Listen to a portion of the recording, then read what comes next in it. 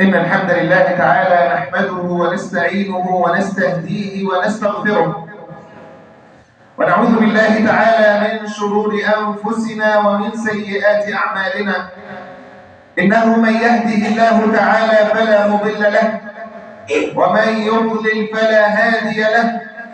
وأشهد أن لا إله إلا الله وحده لا شريك له، وأشهد أن محمدًا صلى الله عليه وسلم عبده ورسوله وصفيه من خلقه وحبيبه، بلغ الرسالة وأدى الأمانة ونصح لهذه الأمة، فكشف الله تعالى به الظلمة. اللهم صل وسلم وزد وبارك على الحبيب محمد. يا أيها الذين آمنوا اتقوا الله حق تقاته ولا تموتن إلا وأنتم مسلمون. يا أيها الناس اتقوا ربكم الذي خلقكم من نفس واحدة وخلق منها زوجها وبث منهما رجالا كثيرا ونساء، واتقوا الله الذي تساءلون به والأرحام، إن الله كان عليكم رقيبا. يا أيها الذين آمنوا اتقوا الله وقولوا قولا سديدا يصلح لكم أعمالكم ويغفر لكم ذنوبكم، ومن يطع الله ورسوله فقد فاز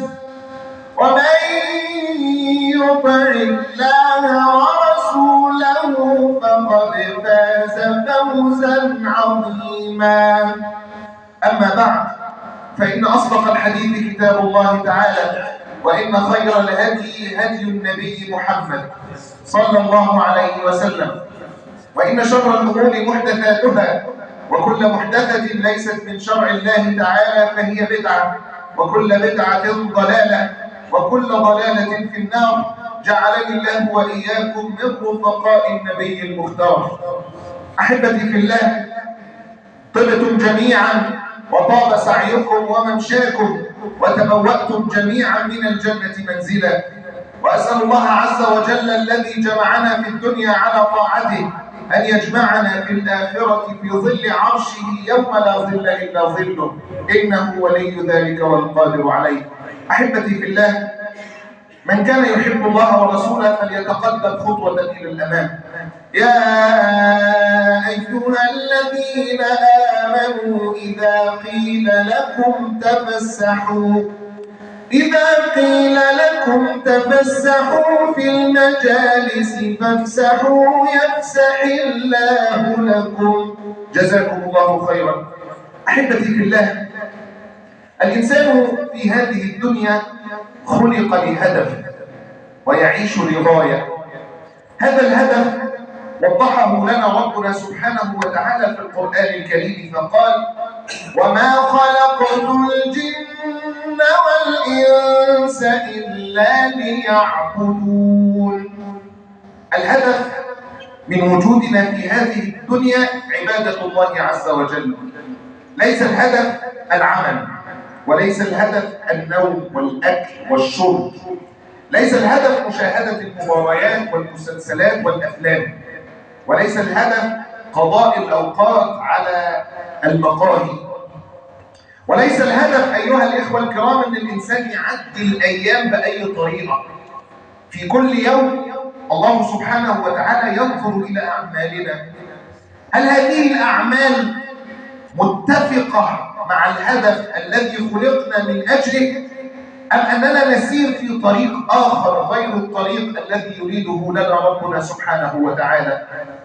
الرسول صلى الله عليه وسلم يوضح لنا أيها الإخوة الكرام أن الزمان كله ليس كمثل بعضه، فهناك من الأزمنة ما هو أفضل من بعض الأزمنة الأخرى، وينبغي للعاقل ألا يفوت شرف الزمان. أيام فيها تتضاعف الحسنات، أيام فيها تتزايد الرحمات من الله عز وجل، أيام يزداد فيها الناس قربا من الله عز وجل، يزداد فيها الناس حبا في طاعة الله عز وجل. فهذه مواسم عظيمة جدا ينبغي للإنسان أن يغتنمها، ينبغي للإنسان أن يستعد لها، ينبغي للإنسان أن يهيئ قلبه لاستقبال هذه المواسم. هذه المواسم أيها الإخوة الكرام هي بمثابة تشبيه جميل جدا. تخيل أخي الحبيب أن هناك إنسان كان في طائرة، وهذه الطائرة تطير فوق المحيط، وإذا بتعطل في هذه الطائرة، ومرة واحدة سقطت هذه الطائرة في المحيط، وهناك إنسان لا يزال يحاول أن ينجو، يسبح قليلا ويستسلم قليلا ثم يحاول مرة أخرى. هذا الإنسان في وسط هذا الظلام ووسط هذا الخوف الشديد من الحيتان ومن القروش ومن المستقبل الذي لا يعلم عنه شيء، هو في حاجة إلى شيء واحد، وهو طوق النجاة. طوق النجاة الذي يلقى من طائرة، طوق النجاة الذي يلقى من سفينة، فإذا ألقي له هذا الطوق استشعر أنه نجا بفضل من الله عز وجل. ولله المثل الأعلى، فرمضان هو طوق النجاة لنا جميعا، طوق النجاة لنا من فتن الدنيا، حب الدنيا والإقبال على الدنيا والانغماس في الدنيا. فرصة الله سبحانه وتعالى يرسل لنا طوق نجاة حتى نعود إليه سبحانه وتعالى، حتى ننجو من الفتن ما ظهر منها وما بطن، حتى لا نستسلم للدنيا ولشهوات الدنيا ولمغريات الدنيا، لأننا لم نخلق في هذه الدنيا من أجل الدنيا، وإنما خلقنا من أجل عبادة الله عز وجل. فينبغي للعاقل أيها الإخوة الكرام قبل دخول هذا الموسم العظيم وهو شهر رمضان أن يأخذ هدنة. ولله المثل الأعلى، لو أن هذه المروحة تعمل، وهذه المروحة تعمل كهرباء تتوصل بهذه المروحة، ضغطنا على الزر لفصل هذه المروحة، النتيجة أن المروحة لا تزال تعمل، وستظل تعمل قليلا بعد انقطاع التيار الكهربائي. أنت أيضا إذا أخذت القرار إنك تعيش رمضان وإنك تكون من الفائزين في رمضان ومن العتقاء من النار، فمروحة الدنيا لا تزال شغالة.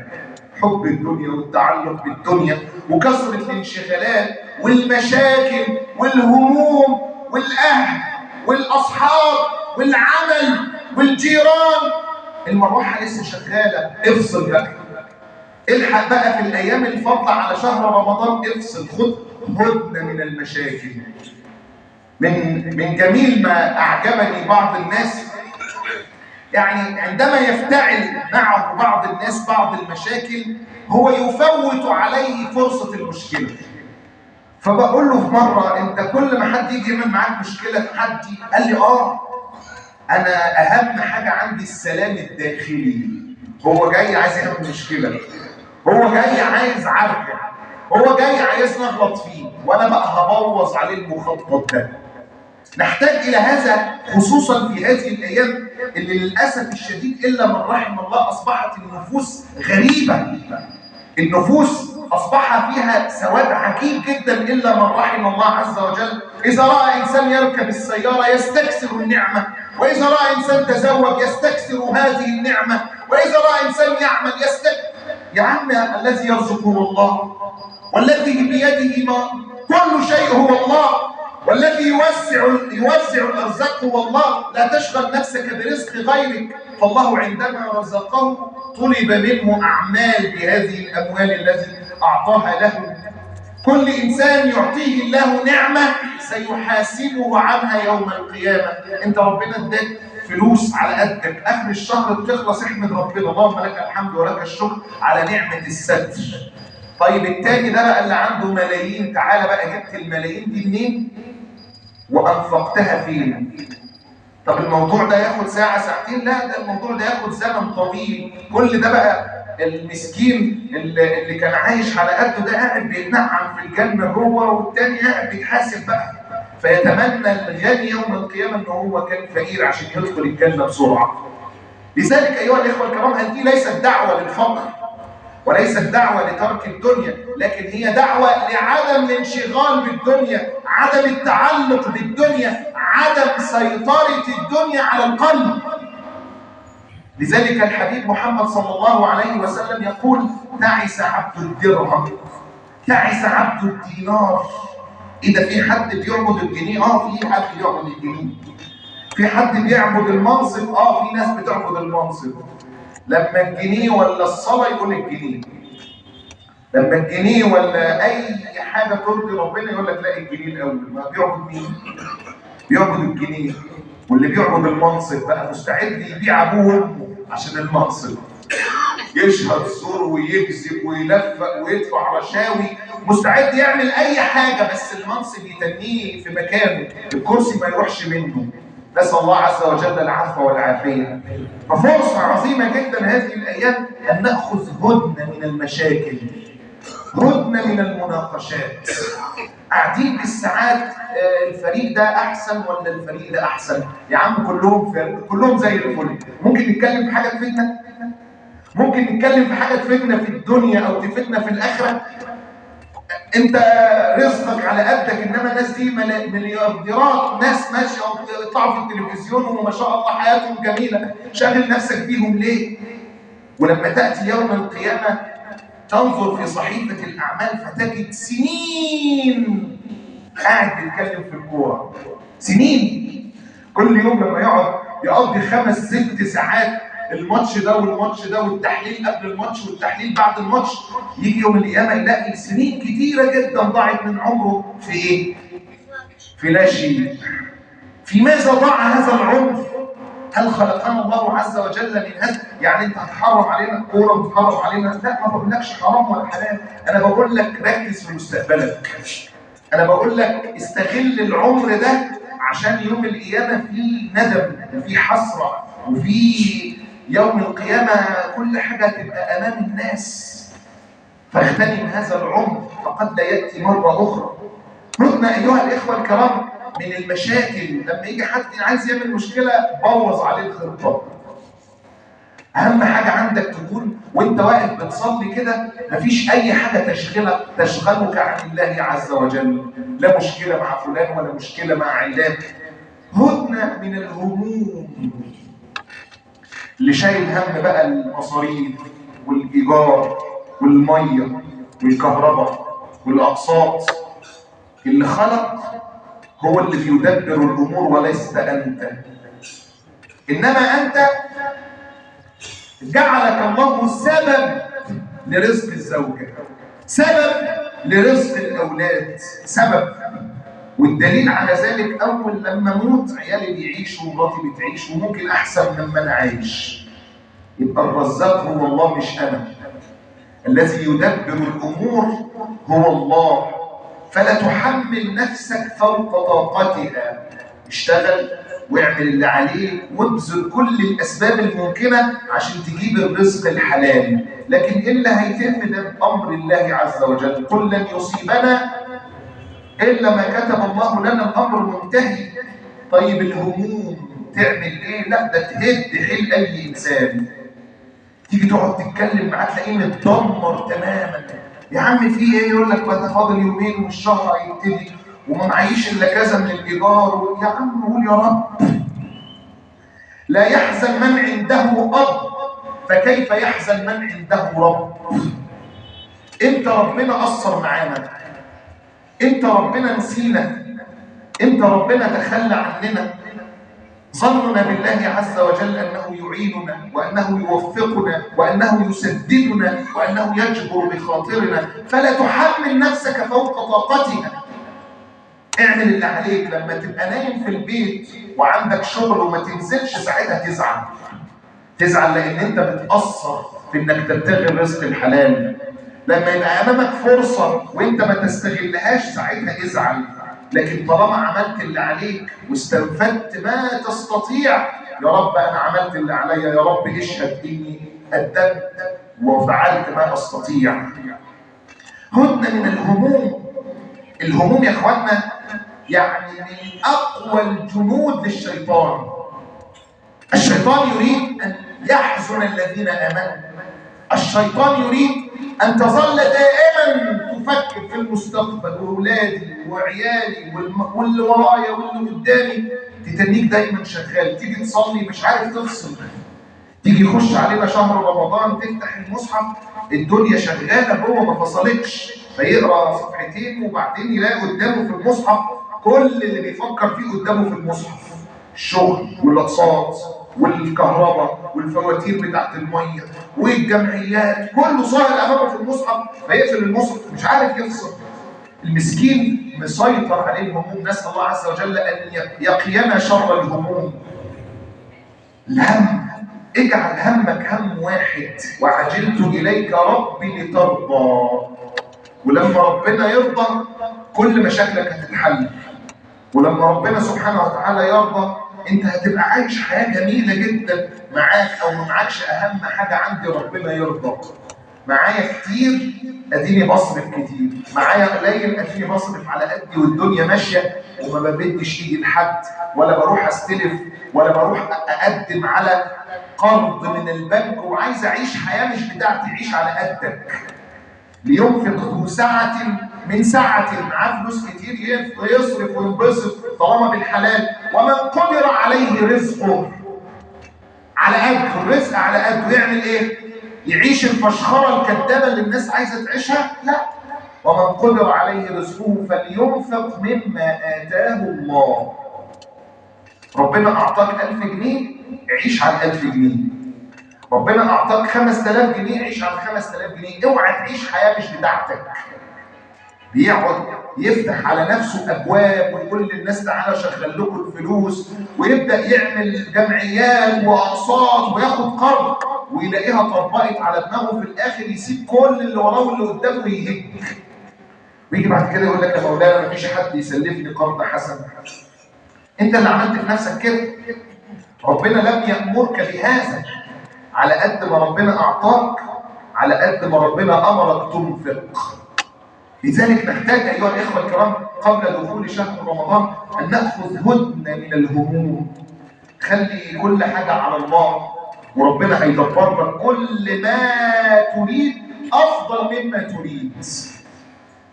كل الأمر إلينا وكل أمورك إلى الله تجدنا أولى بك منك. انت دبر لنفسك وخطط واعمل كل اللي نفسك فيه، بس تدبير ربنا افضل من كل ده. فطب من الاول قول يا رب. من الاول خلي قلبك وعقلك متعلقين بربنا سبحانه وتعالى. حياتك هتبقى في منتهى السعاده. هدنا ايها الاخوه الكرام من كثره الارتباطات. النهارده عندك ايه؟ لا ده انا عندي حاجات كتيره جدا، هقابل فلان وفلان وعلان ورايح اقعد مع فلان هنخلص مش عارفه ايه وبعديها كذا وبعديها كذا. طب هتصلي امتى يا مسكين؟ وهتقرا قران امتى يا مسكين؟ وهتقيم الليل امتى؟ وهتصوم امتى؟ وهتعبد ربنا امتى؟ ده انت مقطع نفسك 60 حته. خد هدنه من كثره الارتباطات. شغلانه او اتنين، موعد او اتنين، والباقي خليني مع الله. أحد السلف الصالح هو عمرو بن قيس، كان إذا دخل شهر شعبان أغلق دكانه وأقبل على القرآن. شعبان ورمضان لا مفيش، أنا كل السنة شغال والحمد لله حوشت شوية حلوين أقدر أصرفهم في شعبان ورمضان، أنا مع القرآن. لو تقدر تعمل كده اعمل كده. طب ما تقدرش يبقى قلل الارتباطات. لان الناس دلوقتي للاسف بقى عندهم مرض عجيب جدا وهو اسمه مرض الفضا. هو فاضي، ما عندوش حاجه بيعملها. طب يعمل ايه؟ يدور على واحد بيعمل حاجه ويقول له تعالى افضى معايا، تعالى نقعد نتكلم في اي حاجه، نشرب كوبايتين قهوه على القهوه، ولا نعمل اي حاجه. ايه الهدف؟ قاعدين نعمل ايه؟ بنفضى مع بعض شويه.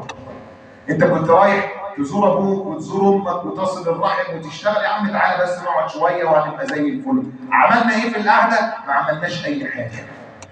ففرصه ايها الاخوه الكرام لاخذ هدنه من كثره الارتباطات. هدنه ايضا ايها الاخوه الكرام من شيء مهم جدا وهو كثره النفقات. اصبحنا الان للاسف الشديد يعني الله اعطانا نعمه اسمها نعمه التليفون المحمول.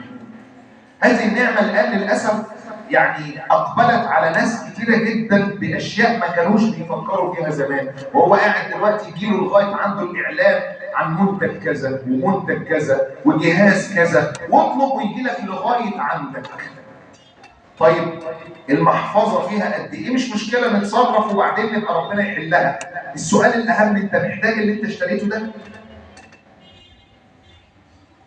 فتكتشف انه بيشتري، وبعد ما يشتري باسبوع اسبوعين يقول لك مين يشتري؟ انا جبت جهاز فلاني وحب كرتونته، مين يشتريه؟ والمسكين قاعد شاغل نفسه بانه يشتري الجهاز، وبعد ما اشترى الجهاز شاغل نفسه بانه يبيع الجهاز، وضاع من عمره وقت كتير جدا بسبب ان هو عمال بيطلع فلوس في اي مكان. هدنه من كثره النفقات، اشتري اللي انا محتاجه بس. وخصوصا في هذه الايام اللي اصبح فيها الغلاء فاحش، كل يوم المنتجات فيها سعر جديد، كل يوم، وممكن في اليوم تلاقي كذا سعر للحاجه. نسال الله عز وجل ان يرفع عنا الغلاء والوباء والبلاء. ففرصه ربنا اكرمك بفلوس حافظ عليها، ممكن تحتاجها بعد شويه، مش ممكن تحتاجها، انت اكيد هتحتاجها بعد شويه. لذلك كانوا يعطون قاعده ذهبيه، كانوا يقولون من اشترى ما لا يحتاج إليه باع ما يحتاج إليه. راح اشترى بدل التليفون بقى معاه 4 تليفونات، وبدل جهاز الواي فاي بقى فيه كذا جهاز، وعنده الله أكبر أول ما يتزنق في فلوس يبيع الثلاجة ويبيع الغسالة ويبيع أوضة النوم. طب ده انت محتاجهم جدا، لا انا دلوقتي محتاج فلوس. مشكله من الاول اشترى حاجه هو مش محتاجها، ودلوقتي بقى مضطر يبيع حاجه هو محتاجها.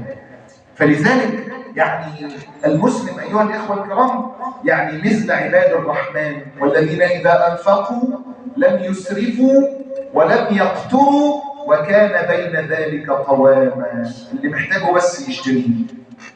هدنه ايها الاخوه الكرام مع الوالدين والارحام. هتتنيك لغايه امتى تناقر مع ابوك وامك؟ هنقعد لغايه امتى نضايق في عيالنا؟ انت عمره ما هيبقى زي ما انت عايزه، لانه بني ادم، هو انسان له رغبات وله هموم وله احلام مختلفه تماما عن الاحلام التي نريدها نحن. يخش الكليه اللي هو عايزها مش اللي انا عايزها، ويتجوز البني ادم اللي هو عايزها مش اللي انا عايزها، وما تجبروش على حاجه هو مش عايزها طالما انها في الحلال المباح. مشاكل كثيره جدا الاب عايز الابن كربونه منه، وده عمره ما هيحصل، عمره ما هيحصل. كل انسان سبحان الله افكاره واهتماماته والتركيبه بتاعته مختلفه حتى عن اخوه. لذلك هدنه بقى من المشاكل في البيوت. كنت بالامس في مشكله ما بين اب وابنه، شيء عجيب جدا. يا عم سيبه ياكل اللي هو عاوزه ويشرب اللي هو عاوزه طالما كل ده في الحلال. لما يجي عند الحرام ازعل، لما يجي عند الحرام قول له اتق الله. لكن كل نفس بيتنفسه انت عايز تقف على مصدر النفس، والنفس ده يعجبك تدخله، ما يعجبكش ما تدخلوش. لذلك ايها الاخوه الكرام نحتاج الى هدنه ما بين الاولاد وما بين الاباء والامهات. فرصه هدنه نقبل على القرآن، هدنة نصوم، هدنة نقوم الليل، هدنة نصطلح مع الله عز وجل. أيضا أيها الإخوة الكرام، مما نحتاجه في هذه الأيام المباركات هدنة من كثرة التفكير. دلوقتي بقى يبقى قاعد معاك وهو مش هنا أصلا، قاعد بتكلمه، طب رد عليا، ايه رأيك في الموضوع؟ يقول لك معلش قول من الأول تاني، احنا كنت بتقول ايه؟ ايه ده يعني انا كل ده قاعد بكلم في نفسي؟ معلش اصل انا يعني يا عم التفكير، اترك الامور الى الله عز وجل. الله عز وجل كفيل بتدبير امورك. لا تعمل العقل كثيرا في اشياء لم يطلب ربنا سبحانه وتعالى منك ان تفكر فيها. اذا اتى الغد يرزقنا رب الغد، مش بايدك. لما يكبر الاولاد اللي هيرزقهم ويجوزهم ويأمن مستقبلهم ربنا مش انت. وليخشى الذين لو تركوا من خلفهم ذرية ضعافا خافوا عليهم. يعملوا يا رب يفكروا كتير بالليل والنهار، فليتقوا الله وليقولوا قولا سديدا. انت ربنا هتلاقي ربنا كرمك في عيالك، قول كلام يرضي ربنا، ربنا هيبارك لك في عيالك، يربوك لك افضل تربيه. اذا في وسط الفتن دي يتربوا احسن تربيه. الرب هو الله الذي يربي عباده، بس انت خليك مع الله. هدنا ايها الاخوه الكرام من نزيف الذنوب والمعاصي، ودي اهم هدنه محتاجينها. فرصه بقى، سيب التليفون شويه، فرصه كفايه بقى. من ساعه ما يصحى لغايه لما ينام عينه تعبت من كتر ما هو عمال يقلب. فرصه، خد هدنه شويه، هدنه شويه، لانك لما بتيجي تصلي كل اللي انت قاعد بتتفرج عليه ده بيتعرض عليك في الصلاه، فما فيش، مش مركز. صلينا 3 ولا 4 يا مولانا؟ والله ما عارف.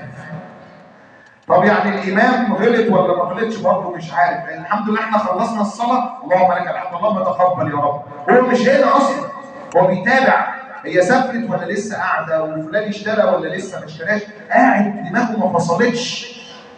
ففرصه ايها الاخوه الكرام، هدنه مع الذنوب والمعاصي. اللي لسانه عمال يجيب سيره الناس، هدنه، خد هدنه، ريح لسانك شويه. هدنه من افتعال المشاكل مع الناس. هدنه ايها الاخوه الكرام ان الانسان يصفو قلبه مع الله عز وجل. نحتاج هذا ايها الاخوه الكرام هذه الايام، حتى اذا دخل علينا رمضان اقبلت علينا رحمات من الله وبركات، وكانت قلوبنا مهيئه مستعده لاستقبال هذه الرحمات. اقول ما تسمعون واستغفر الله لي ولكم.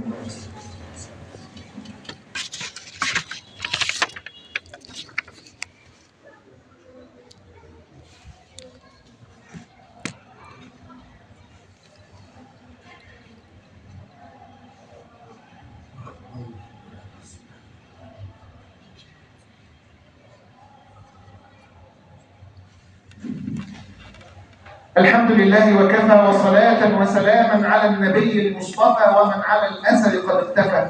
أيها الإخوة الكرام، هذا الشهر الذي نعيش فيه شهر شعبان يعني من أخطر الشهور، لأنه شهر ترفع فيه الأعمال إلى الله عز وجل. فمن أهم الأعمال التي ينبغي أن نشغل أنفسنا بها هذه الأيام التوبة النصوحة إلى الله. نعلنها توبة من تضييع الصلوات، توبة من هجر القرآن، توبة من اللسان الذي يتكلم فيما لا يعنيه، توبة من النظر إلى المحرمات، توبة من الغيبة والنميمة، توبة نصوحة أيها الإخوة الكرام، حتى إذا رفعت أعمالنا إلى الله عز وجل كانت الخاتمة توبة. اللهم تب علينا توبة نصوحة. توبة بحفظ اللسان. اللسان يعني خطره شديد جدا. كم من إنسان كان في رضوان الله عز وجل والسبب اللسان، وكم من إنسان يهوي في النار والسبب اللسان. فاحفظ لسانك. نحتاج أيها الإخوة الكرام إلى صحبة القرآن. شهر رمضان هو شهر القرآن. طيب انا محتاج في رمضان ما شاء الله اختم ختمتين وثلاثه واربعه، طيب في شهر شعبان ختمت كم مره؟ طب ابدا من النهارده، حدد لنفسك 10 صفحات تقراهم، 20 صفحه تقراهم، 5 صفحات تقراهم، وصاحب القران من هنا لغايه ما يدخل رمضان يكون القلب احب القران واعتاد على تلاوه القران واصبح القران صاحبا لنا. نسال الله ان يرزقنا صحبه القران. من الأعمال الصالحة أيضا أيها الإخوة الكرام الصدقة. حتى إذا جاء أحدهم الموت قال رب ارجعون لعلي أعمل صالحا فيما تركت. يتمنى الإنسان في ساعة الموت ماذا لو أتيت مرة أخرى إلى الدنيا فأصدق وأكن من الصالحين، لأنه يعلم قدر الصدقة عند الله. ومن أفضل الثواب للصدقة عند الله عز وجل أن هذه الصدقة تطفئ غضب الرب.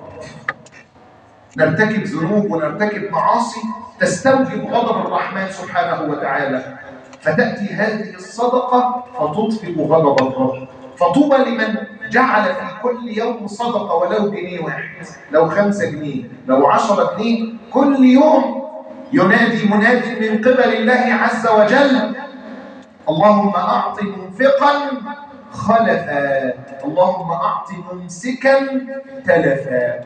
هذه الصدقة تقع في يد الله عز وجل قبل أن تقع في يد السائل، فنحتاج كل يوم أن نتصدق. نحتاج أيضا أيها الإخوة الكرام إلى مجاهدة النفس. النفس دلوقتي طالبة منك والله أنا تعبان مش هروح أصلي، لا أنا هروح أصلي. النفس طالبة منك دلوقتي بص في ماتش، بص ده حاجة مش هتتكرر مرة ثانية لازم تقعد، لا تقول له لا ده ال3 ساعات أو الساعتين اللي هقضيهم قدام الماتش أكون قرأت 4 أجزاء ولا 5 أجزاء. أنا أولى بكل دقيقة. مجاهدة النفس وأنت ماشي في الشارع وتلاقي واحدة معدية تقول إني أخاف الله وما تبصش عليه. مجاهدة النفس في الشغل، خد الباج ده أو خد الفلوس دي واعمل مش واخد بالك، مشينا الورق وامضي. مجاهدة النفس. والذين جاهدوا فينا لنهدينهم سبلنا. نحتاج إلى مجاهدة النفس. أيضا أيها الإخوة الكرام نحتاج إلى الدعاء. قال النبي صلى الله عليه وسلم الدعاء هو العبادة، وقال ربكم ادعوني أستجب لكم وإذا سألك عبادي عني فإني قريب أجيب دعوة الداعي إذا دعان. اتعود تدعي كتير، تصحى تدعي وتنام تدعي وتروح أي مكان ادعي، قول له خلي بالك يا ابني والله لولا الله سبحانه وتعالى ما كناش هنلاقي لقمة العيش. لولا الدعاء ولم أكن بدعائك ربي شقيا. هذا الدعاء يستوجب رحمات من الله عز وجل، فأكثر من هذا الدعاء. أيضا من الأشياء المهمة جدا أيها الإخوة الكرام التي ينبغي أن نتدرب عليها في هذه الأيام قيام الليل. عايز تيجي في رمضان وتحافظ على التراويح وتحافظ على التهجد وتحافظ على الصلاة، ابدأ من دلوقتي صلي بعد المغرب أو بعد العشاء ولو ركعتين كل يوم، وجاهد نفسك ما يدخل رمضان تستمتع بهذه العبادة العظيمة وهي عبادة قيام الليل. آخر ما نختم به أيها الإخوة الكرام وهو معرفة شرف الزمان. لما 2 من صحابة النبي صلى الله عليه وسلم كانوا يعني أصدقاء جدا، لما علم النبي صلى الله عليه وسلم بوفاتهم فالرسول صلى الله عليه وسلم أخبر الصحابة أن ما بينهم كما بين السماء والأرض. فتعجبوا يا رسول الله، دول كانوا مع بعض عايشين مع بعض وكانوا بيصوموا مع بعض ويصلوا مع بعض ويحاربوا مع بعض، كل حاجة مع بعض، إزاي يبقى الفرق بينهم ما بين السماء والأرض يا رسول الله؟ فالرسول قال لهم ألم يعش بعده عاما كاملا؟ ألم يصم بعده رمضان؟ ألم يصلي كذا وكذا من الركعات؟ يعني هذه الفرصة أن مد الله في أعمارنا إلى أن ندرك هذه الأيام المباركات سبب لأن نرتقي في أعلى الدرجات، فإياك أن تفوت هذه الفرصة. الأبواب الجنة مفتحة وأبواب النار مغلقة والشياطين مصفدة، وينادي مناد من قبل الله: يا باغي الخير أقبل ويا باغي الشر أقصر.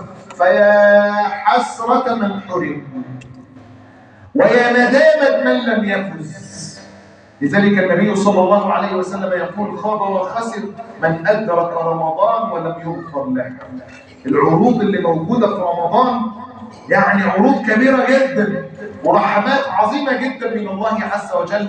من لم يعرف قيمة هذه العروض فهو خائب وخسران. اللهم اغفر لنا ذنوبنا وإسرافنا في أمرنا، ثبت على الحق أقدامنا، وانصرنا على القوم الكافرين. اللهم آت نفوسنا تقواها، زكها أنت خير من زكاها، أنت وليها ومولاها. اللهم ردنا والمسلمين إلى دينك مردا جميلا، خذ بنواصينا إليك أخذ الكرام عليك. لا تدع لنا في هذا اليوم العظيم ذنبا إلا غفرته، ولا عيبا إلا سترته، ولا مريضا إلا شفيته، ولا مكروبا إلا فرجت كربه. اللهم فرج كرب المكروبين، واقض الدين عن المدينين، وانصر إخواننا المستضعفين في كل مكان. جئناك تائبين فاقبل توبتنا، جئناك مستغفرين فاغفر لنا، جئناك نادمين فلا تردنا. اللهم اجعل جمعنا هذا جمعا مرحوما، واجعل تفرقنا من بعده تفرقا معصوما، ولا تجعل فينا ولا منا ولا حولنا شقيا ولا محروما. اللهم لا تفض مقامنا هذا إلا بذنب مغفور وعيب مستور وانشراح للصدور وتيسير لعسير الأمور. اللهم بارك لنا في شعبان، اللهم بلغنا رمضان واجعلنا فيه من عتقائك من النار ومن المقبولين. اللهم ارزقنا قبل الموت توبة، وعند الموت شهادة، وبعد الموت جنة ونعيما. اللهم اسقنا من يد النبي محمد صلى الله عليه وسلم شربة هنيئة لا نظمأ بعدها أبدا، وأتمم لنا النعمة يا ربنا بلذة النظر إلى وجهك الكريم في غير ضراء مضرة ولا فتنة مضلة. وصل اللهم على النبي محمد وعلى آله وصحبه وسلم.